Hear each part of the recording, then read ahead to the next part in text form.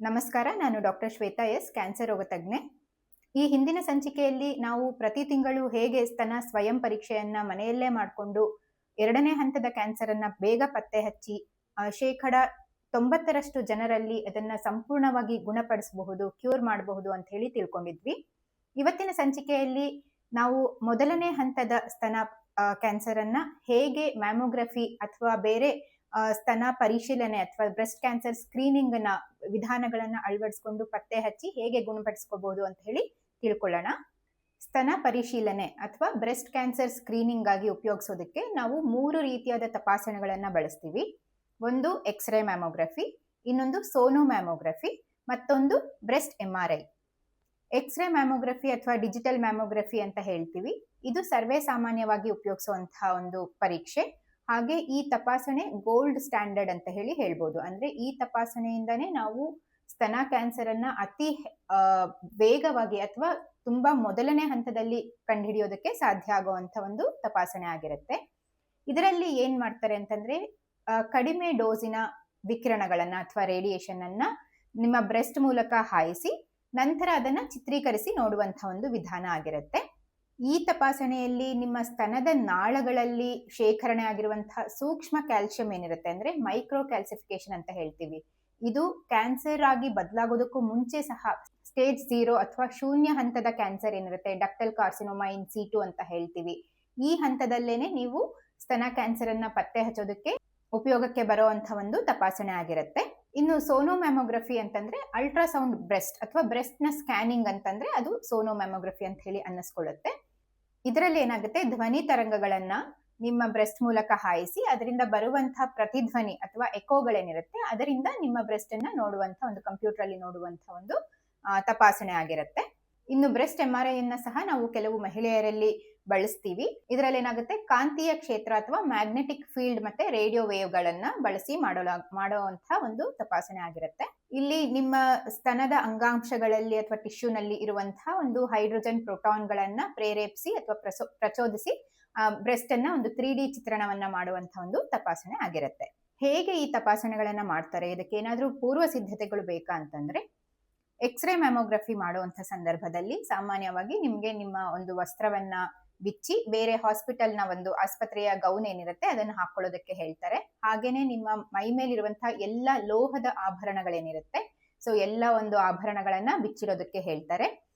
ಮತ್ತೆ ನೀವು ಆದಷ್ಟೂನು ಆ ಒಂದು ಮ್ಯಾಮೋಗ್ರಫಿ ಮಾಡುವಂತ ದಿನ ಯಾವುದೇ ಒಂದು ಪೌಡರ್ ಅನ್ನ ಇರಬಹುದು ಅಥವಾ ಡಿಯೋಡ್ರೆಂಟ್ ಇರಬಹುದು, ಪರ್ಫ್ಯೂಮ್ ಇರಬಹುದು ಬಳಸದೇ ಇರೋದು ಉತ್ತಮ ಆಗುತ್ತೆ. ಅದರಲ್ಲಿರುವಂತಹ ಅಲ್ಯೂಮಿನಿಯಂ ಕಣಗಳೇನಿರುತ್ತೆ ಅದು ಕೆಲವು ಸಲ ಕ್ಯಾಲ್ಸಿಯಂ ನ ರೀತಿಯಲ್ಲಿ ಕಾಣಿಸುವಂತ ಸಾಧ್ಯತೆ ಇರುತ್ತೆ. ಇಷ್ಟಾದ್ಮೇಲೆ ಎಕ್ಸ್ರೇ ಮ್ಯಾಮೋಗ್ರಫಿ ಮಾಡುವಂತ ಸಂದರ್ಭದಲ್ಲಿ ನಿಂತ್ಕೊಂಡು ಮಾಡುವಂತಹ ಒಂದು ಪರೀಕ್ಷೆ ಆಗಿರುತ್ತೆ. ನಿಮ್ಮ ಸ್ತನವನ್ನ ಒಂದು ಪ್ಲೇಟ್ ಮೇಲೆ ಇಟ್ಟು ಇನ್ನೊಂದು ಪ್ಲೇಟ್ ನಿಂದ ಅದನ್ನ ಒತ್ತಿ ನೋಡ್ಬೇಕಾಗತ್ತೆ. ಸೊ ಒತ್ತಿದಾಗ ಕೆಲವು ಸಲ ಒಂದು ರೀತಿಯಾದ ಒಂದು ಡಿಸ್ಕಂಫರ್ಟ್ ಆಗುವಂತ ಸಾಧ್ಯತೆ ಇರುತ್ತೆ. ತುಂಬಾ ಹೆಚ್ಚಾಗಿ ನೋವು ಆಗೋದಿಲ್ಲ, ಆದ್ರೆ ಸ್ವಲ್ಪ ಮಟ್ಟಿಗೆ ನಿಮ್ಗೆ ಕಸಿವಿಸಿ ಆಗುವಂತ ಸಾಧ್ಯತೆ ಇರುತ್ತೆ.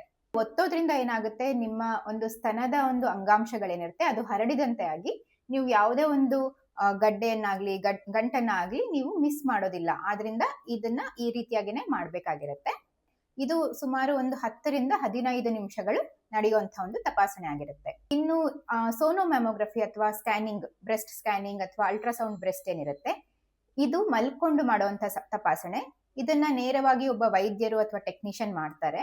ಸೊ ಇದನ್ನ ಮಾಡುವಂತ ಸಂದರ್ಭದಲ್ಲಿ ಒಂದು ಪ್ರೋಬ್ ಅನ್ನುವಂತಹ ಒಂದು ಉಪಕರಣವನ್ನ ನಿಮ್ಮ ಸ್ತನದ ಮೇಲೆಲ್ಲ ಹಾಯಿಸಿ, ಸೊ ಅದು ಅದರ ಮಧ್ಯದಲ್ಲಿ ಮತ್ತೆ ನಿಮ್ಮ ಸ್ತನಕ್ಕೆ ಒಂದು ರೀತಿಯಾದ ಲೋಳೆಯಂತಹ ಒಂದು ಪದಾರ್ಥವನ್ನ, ಜೆಲ್ಲಿ ಅಂತ ಹೇಳ್ತೀವಿ, ಸೊ ಅದನ್ನ ಹಚ್ಚಿ ಕಂಪ್ಯೂಟರ್ ಪರದೆಯ ಮೇಲೆ ಅವರು ನೇರವಾಗಿನೇ ನಿಮ್ಮ ಸ್ತನದಲ್ಲಿರುವಂತಹ ಬದಲಾವಣೆಗಳನ್ನ ಗಮನಿಸ್ತಾರೆ. ಈ ತಪಾಸಣೆ ಮಾಡೋದಕ್ಕೆ ಸುಮಾರು 15 ರಿಂದ 30 ನಿಮಿಷಗಳು ಬೇಕಾಗುತ್ತೆ.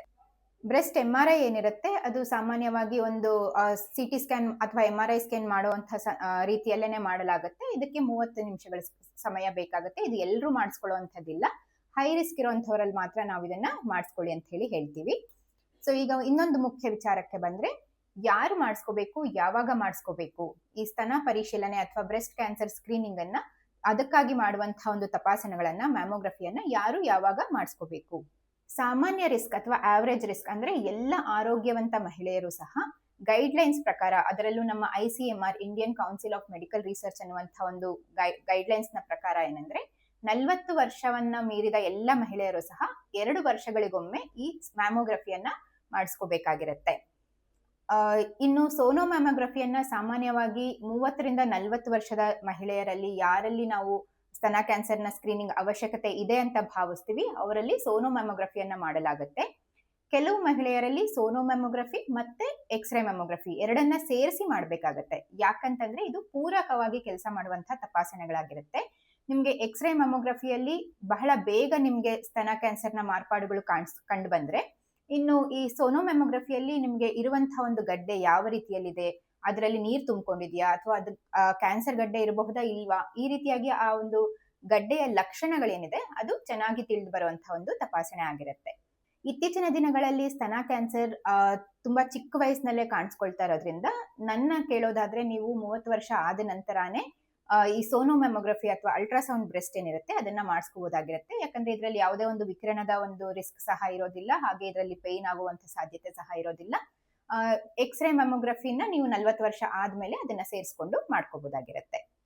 ಇನ್ನು ಹೈ ರಿಸ್ಕ್ ಅಥವಾ ಹೆಚ್ಚಿನ ರಿಸ್ಕ್ ಇರುವಂತಹ ಮಹಿಳೆಯರು ಯಾರ್ಯಾರು ಅಂತಂದ್ರೆ, ಒಂದು ಅವರಿಗೆ ಈ ಮುಂಚೆ ಸ್ತನ ಕ್ಯಾನ್ಸರ್ ಆಗಿದ್ರೆ, ಅಥವಾ ಅವರ ಒಂದು ಕುಟುಂಬದಲ್ಲಿ ಯಾರಿಗಾದ್ರೂ ಸ್ತನ ಕ್ಯಾನ್ಸರ್ ಬಂದಿದ್ರೆ, ಅಥವಾ ಅವರಲ್ಲಿ BRCA ಅನ್ನುವಂಥ ಯಾವ್ದಾದ್ರೂ ಜೆನೆಟಿಕ್ ಮ್ಯೂಟೇಷನ್ ಅಂತ ಹೇಳ್ತೀವಿ ಆ ಒಂದು ಟೆಸ್ಟ್ ಪಾಸಿಟಿವ್ ಬಂದಿದ್ರೆ, ಹಾಗೇನೆ ಅವರು ಯಾವುದೋ ಒಂದು ಕಾರಣಕ್ಕೆ ಈ ಹಿಂದೆ ಒಂದು ಎದೆಯ ಭಾಗಕ್ಕೆ ರೇಡಿಯೇಷನ್ ಅಥವಾ ವಿಕಿರಣ ಚಿಕಿತ್ಸೆಯನ್ನ ಪಡೆದಿದ್ರೆ ಇಂಥವರು ಹೈ ರಿಸ್ಕ್ ಅಂತ ಹೇಳ್ತೀವಿ.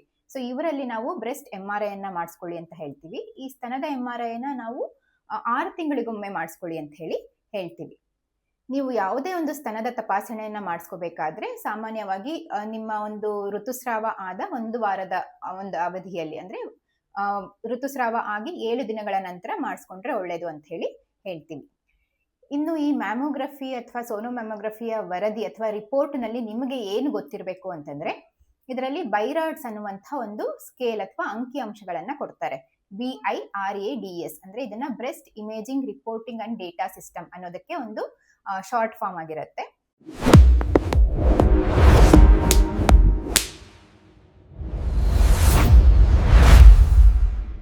ಈ ಬೈರಾಡ್ಸ್ ನ ಸಂಖ್ಯೆ ಏನಿರುತ್ತೆ ಇದು 0ಯಿಂದ 6ರವರೆಗೂ ಇರ್ಬೋದಾಗಿರುತ್ತೆ. 0ಯಿಂದ 6ರವರೆಗೂ ಇರುವಂತಹ ಸಂದರ್ಭದಲ್ಲಿ ಇದು ಯಾವಾಗ ಸಂಖ್ಯೆ ಒಂದು ಜಾಸ್ತಿ ಆಗ್ತಾ ಹೋಗುತ್ತೆ, ಅದರ ವ್ಯಾಲ್ಯೂ ಜಾಸ್ತಿ ಆಗ್ತಾ ಹೋಗುತ್ತೆ, ಆಗ ಕ್ಯಾನ್ಸರ್ನ ರಿಸ್ಕ್ ಸಹ ಜಾಸ್ತಿ ಆಗ್ತಾ ಹೋಗುತ್ತೆ. ಬೈರಾಡ್ಸ್ 0 ಅಂತಂದ್ರೆ ಅಪೂರ್ಣ ತಪಾಸಣೆ ಅಂತ ಹೇಳಿ, ಅಂದ್ರೆ ಸರಿಯಾಗಿ ಟೆಸ್ಟ್ ಆಗಿಲ್ಲ, ಮತ್ತೆ ಟೆಸ್ಟ್ ಅನ್ನ ನೀವು ರಿಪೀಟ್ ಮಾಡಿಸಿ ಅಂತ ಹೇಳಿ. ಬೈರಾಡ್ಸ್ 1 ಅಂತಂದ್ರೆ ನೆಗೆಟಿವ್, ಅಂದ್ರೆ ಇದರಲ್ಲಿ ಯಾವುದೇ ಒಂದು ಬದಲಾವಣೆಗಳು ಇಲ್ಲ, ಇದು ನಾರ್ಮಲ್ ಅಂತ ಹೇಳಿ ಅನ್ಸ್ಕೊಳ್ಳುತ್ತೆ.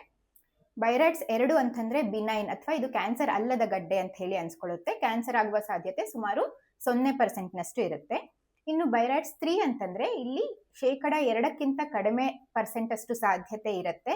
ಆದ್ರೆ ನಾವು ಬೈರಾಡ್ಸ್ 3 ಅಲ್ಲಿ ಏನ್ ಮಾಡ್ತೀವಿ, ಟ್ರಿಪಲ್ ಅಸೆಸ್ಮೆಂಟ್ ಅಂತ ಹೇಳ್ತೀವಿ. ಅಂದ್ರೆ ಮ್ಯಾಮೋಗ್ರಫಿ, ಅದರ ಜೊತೆಯಲ್ಲಿ ನಿಮ್ಮ ವೈದ್ಯರು ನಿಮ್ಮ ಸ್ತನದ ಮೇಲೆ ಮಾಡುವಂತಹ ಒಂದು ತಪಾಸಣೆ, ಹಾಗೇನೆ ಒಂದು ಬಯೋಪ್ಸಿ ಅಗತ್ಯ ಇದೆಯಾ ಇಲ್ವಾ ಅಂತ ಹೇಳಿ ನಿಮ್ಮ ವೈದ್ಯರು ಅದನ್ನ ನಿರ್ಧಾರ ಮಾಡ್ತಾರೆ.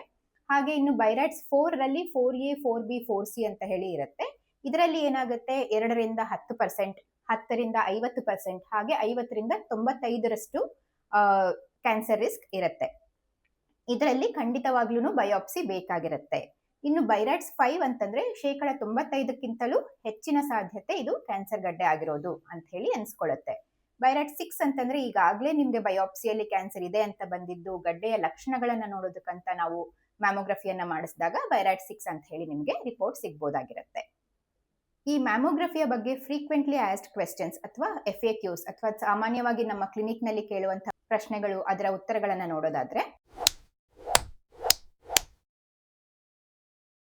ಮ್ಯಾಮೋಗ್ರಫಿಯಿಂದ ಕ್ಯಾನ್ಸರ್ ಬರಬಹುದಾ ಅಂತ ಹೇಳಿ ತುಂಬಾ ಜನ ಕೇಳ್ತಾರೆ.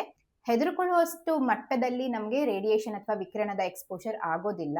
ಸಾಮಾನ್ಯವಾಗಿ ನಮಗೆ ನೈಸರ್ಗಿಕ ಒಂದು ಸೋರ್ಸಸ್ ಇಂದ ಏನಾಗುತ್ತೆ, ಎನ್ವಿರಾನ್ಮೆಂಟ್ ಇಂದ ಪರಿಸರದಿಂದ ಇರಬಹುದು, ಸೊ ಅದರಿಂದ ಸಿಗುವಂತ ವಿಕಿರಣಗಳೇನಿರುತ್ತೆ ಅದರ ಮಟ್ಟನೇ ಇದಕ್ಕಿಂತ ಜಾಸ್ತಿ ಇರುತ್ತೆ. ಸೊ ಹಾಗಾಗಿ ಇದರಿಂದ ಕ್ಯಾನ್ಸರ್ ಬರುವ ಸಾಧ್ಯತೆ ತುಂಬಾ ತುಂಬಾ ಕಡಿಮೆ ಇರುತ್ತೆ. ಸೊ ನೀವು ಇದರಿಂದನೇ ಕ್ಯಾನ್ಸರ್ ಬರುತ್ತೇನೋ ಅಂತ ಹೇಳಿ ಮಾಡಿಸ್ಕೊಳ್ದೇ ಇರೋದು ಸರಿಯಲ್ಲ.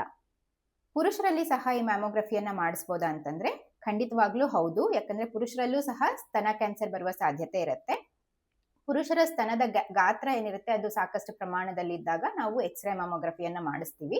ಇಲ್ಲ ಅಂತಂದ್ರೆ ಅಟ್ಲೀಸ್ಟ್ ಅವರಿಗೆ ಒಂದು ಸೋನೋಮ್ಯಾಮೋಗ್ರಫಿ ಅಥವಾ ಅಲ್ಟ್ರಾಸೌಂಡ್ ಅನ್ನ ಖಂಡಿತವಾಗ್ಲೂ ಮಾಡಿಸ್ತೀವಿ.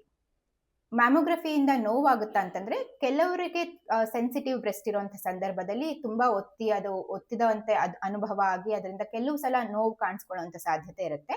ಆದ್ರೆ ತುಂಬಾ ಜಾಸ್ತಿ ಮಟ್ಟದಲ್ಲಿ ನೋವು ಇರೋದಿಲ್ಲ. ಮ್ಯಾಮೋಗ್ರಫಿಯಲ್ಲಿ ಗಡ್ಡೆ ಇದ್ರೆ 100% ಅದು ಕ್ಯಾನ್ಸರ್ ಏನಾ ಅಂತ ಹೇಳಿ ಸಹ ತುಂಬಾ ಜನ ಕೇಳ್ತಾರೆ. ಖಂಡಿತ ಇಲ್ಲ. ನಾನು ಈಗಾಗಲೇ ಹೇಳ್ದಾಗೆ ಬಿರೈಡ್ಸ್ ನ ಪ್ರಮಾಣ ಏನಿರುತ್ತೆ ಅದರ ಮೂಲಕ ನಾವು ಒಂದು ಸಂಶಯವನ್ನ ಪಡ್ಬೋದಾಗಿರುತ್ತೆ. ಹಾಗೇನೆ 100% ಕನ್ಫರ್ಮ್ ಆಗ್ಬೇಕು ಅಂತಂದ್ರೆ ಬಯಾಪ್ಸಿ ತಪಾಸಣೆ ಅಥವಾ ಅದನ್ನ ಒಂದು ಪೀಸ್ ತೆಗೆದು ಮೈಕ್ರೋಸ್ಕೋಪ್ ನಲ್ಲಿ ಇಟ್ಟು ಕನ್ಫರ್ಮ್ ಮಾಡೋದು ಅಗತ್ಯ ಅಂತ ಹೇಳಿ ಅನ್ಸ್ಕೊಳ್ಳುತ್ತೆ. ಇನ್ನು ಇತ್ತೀಚೆಗೆ ಕೇಳ್ಪಡುವಂತಹ ಒಂದು ಪ್ರಶ್ನೆ ಅಂತಂದ್ರೆ ಥರ್ಮಲ್ ಸ್ಕ್ರೀನಿಂಗ್ ಅಥವಾ ಥರ್ಮೋಗ್ರಫಿ ಅಂತಾನೆ ಹೇಳ್ತಾರೆ. ಇದರಲ್ಲಿ ಯಾವುದೇ ನೋವಾಗೋದಿಲ್ಲ, ಮ್ಯಾಮೋಗ್ರಫಿ ತರ ನೋವಾಗೋದಿಲ್ಲ, ಆದ್ರೆ ಬ್ರೆಸ್ಟ್ ಕ್ಯಾನ್ಸರ್ ನ ಪತ್ತೆ ಹಚ್ಚಬಹುದು ಅಂತ ಹೇಳಿ ತುಂಬಾ ಜನ ಇದನ್ನ ಮಾಡಿಸ್ಕೊಳ್ಳೋದಕ್ಕೆ ತಯಾರಾಗಿದ್ದಾರೆ. ಆದ್ರೆ ಥರ್ಮಲ್ ಸ್ಕ್ರೀನಿಂಗ್ ಅನ್ನುವಂಥದ್ದು ಇನ್ನು ಅಪ್ರೂವ್ಡ್ ಟೆಸ್ಟ್ ಅಂತ ಹೇಳಿ ಹೇಳೋದಕ್ಕಾಗೋದಿಲ್ಲ. ಅಂದ್ರೆ ಮ್ಯಾಮೋಗ್ರಫಿಗೆ ಹೋಲಿಕೆ ಮಾಡಿ ನೋಡಿದಾಗ ಥರ್ಮಲ್ ಸ್ಕ್ರೀನಿಂಗ್ ಅಲ್ಲಿ ತುಂಬಾನೇ ಸುಳ್ಳಾಗಿ ಅದು ಅಂದ್ರೆ ಕ್ಯಾನ್ಸರ್ ಇದ್ರೂ ಸಹ ಮಿಸ್ ಆಗುವಂತ ಸಾಧ್ಯತೆ ಜಾಸ್ತಿ ಇರುತ್ತೆ. ಹಾಗೇನೆ ಕ್ಯಾನ್ಸರ್ ಇಲ್ಲದೆ ಇರುವಂತ ಸಂದರ್ಭದಲ್ಲಿ ಕ್ಯಾನ್ಸರ್ ಇರಬಹುದೇನೋ ಅಂತ ಹೇಳಿ ಫಾಲ್ಸ್ ಪಾಸಿಟಿವ್ ರಿಪೋರ್ಟ್ಗಳು ಸಿಗುವಂತ ಸಾಧ್ಯತೆ ಸಹ ಇರುತ್ತೆ. ನನ್ನನ್ನು ಕೇಳೋದಾದ್ರೆ ದಯವಿಟ್ಟು ಥರ್ಮಲ್ ಸ್ಕ್ರೀನಿಂಗ್ ಅನ್ನ ಮ್ಯಾಮೋಗ್ರಫಿಯ ಪರ್ಯಾಯವಾಗಿ ದಯವಿಟ್ಟು ಉಪಯೋಗಿಸಬೇಡಿ. ಒಟ್ಟಾರೆ ಹೇಳೋದಾದ್ರೆ ಆರಂಭಿಕ ಹಂತದಲ್ಲೇ ನಾವು ಕ್ಯಾನ್ಸರ್ ಅನ್ನ ಪತ್ತೆ ಹಚ್ಚೋದಕ್ಕೋಸ್ಕರ ಈ ಮ್ಯಾಮೋಗ್ರಫಿ ಮತ್ತೆ ಸೋನೋಮ್ಯಾಮೋಗ್ರಫಿ ಎರಡೂ ಸಹ ಪೂರಕವಾಗಿ ಕೆಲಸ ಮಾಡುವಂತಹ ತಪಾಸಣೆಗಳಾಗಿರುತ್ತೆ. 40ಕ್ಕಿಂತ ಹೆಚ್ಚಿನ ವಯಸ್ಸು ನಿಮ್ಮದಾಗಿದ್ರೆ ಖಂಡಿತವಾಗ್ಲೂ ದಯವಿಟ್ಟು ಇವತ್ತೇ ನೀವು ಹೋಗಿ ಮ್ಯಾಮೋಗ್ರಫಿಯನ್ನ ಮಾಡಿಸ್ಕೊಳ್ಳಿ. ಧನ್ಯವಾದಗಳು.